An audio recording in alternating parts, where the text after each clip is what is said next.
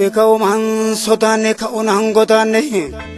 Ndiro samni jalatu wako biye kabe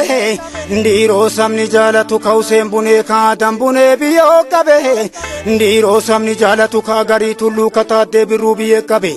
Ndiro samni jalatu jira ina gare Ndute hina walane narif gishu garabute rabe Talubun jirtu kalitif kilinto kabe Wabe nasini tilikada be Ndupin kale bade gobana bade Wansalen jolle kesa bade Walin olde walin fakatu faradon Areda ke na dolchada ngamata tago Nurahida umara ke kamatago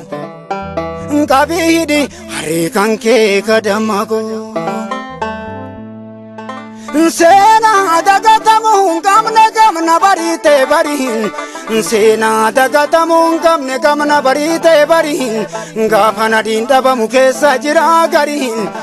Goni mana gabe jirab juan dabame jiratu se sajirana dihin Dule wanuti mangabani Lenji saro babutan lenji sobae mutan Aragamule dugafa Dabamule kuma Jara mohayum Lori sadina sarmum Kapso gurgurengalu Alafike satile Mudatan duga sirri Rabarachu kamnu Malo jachuf Kamalena ngafarabate Hagayomi darti duganganu titate Lubab lubung kabu jalde sinunyate Iti gadis urumole hinja karate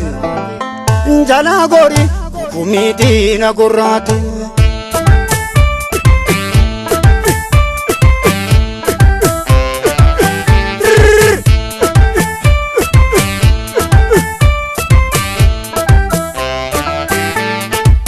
Ngari jabuli watu hikenu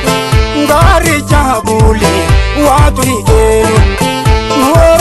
Bifa Oromi antena Shagara bebe tufa Yababa kena Anorti tena chi Tango ne tandena Ndabarsi ne hengenine Iga kena nehena Ngari jabule Watu hikenu Ngari jabule Watu hikenu Paruloni balaka Badi balado Morman bae zidarbe Jaburu amuka Amal do chongarasi Makala hitoka Walinin dululamu Atagalle tosa Gari jabule Watu hikene Gari jabule Watu hikene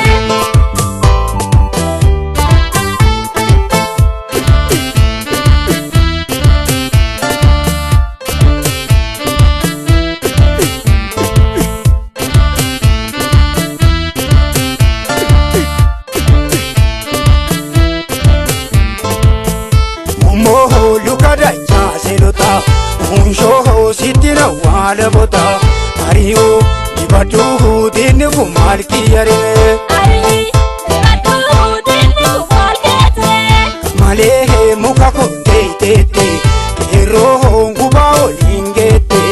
Ariyo dibatu dinu malkiyare Ari dibatu